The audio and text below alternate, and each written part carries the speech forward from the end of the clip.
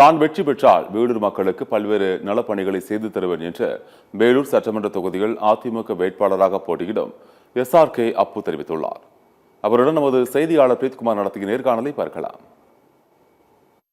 தற்போது SRK அப்பு வேலூரில் இருக்கக்கூடிய அண்ணா சிலைக்கு மாலை அணிவித்து அவருடைய பிரச்சாரத்தை துவங்க உள்ளார். தற்போது நம்மோடு இருக்கின்றார். சார் வணக்கம் சார். நீங்கள் வேலூர் வேட்பாளராக அறிவிக்கப்பட்டிருக்காங்க. உங்களை நீங்கள் வேலூர் தொகுதியில் மக்களுக்கு என்னென்ன வாக்குறுதிகள் கொடுத்துருக்கீங்க, வேலூர் தொகுதி மக்களுக்கு என்னென்ன பண்ணிவிட்டு நீங்கள் இந்த தேர்தல் போட்டியிட போகிறீங்க, அந்த தகவலை மட்டும் சொல்லுங்கள். கடந்த ஆட்சியில் அண்ணன் எடப்பாடியார் முதலமைச்சராக இருக்கும்போது வேலூர் மக்களுக்காக புதிய பஸ் ஸ்டாண்டை கொண்டு வந்தார். பாதாள சாலை திட்டத்துக்கு மட்டும் 1100 ரூபாய் கொடுத்தார். காவிரி கூட்டு குடிநீர் திட்டம், இது போல எண்ணற்ற திட்டங்களை தமிழக மக்களுக்காக விவசாயிகளின் விடியல் எடப்பாடியார் இன்னைக்கு நாட்டு மக்களுக்கு நன்றாக இருக்க வேண்டும் என்று சொன்னார்.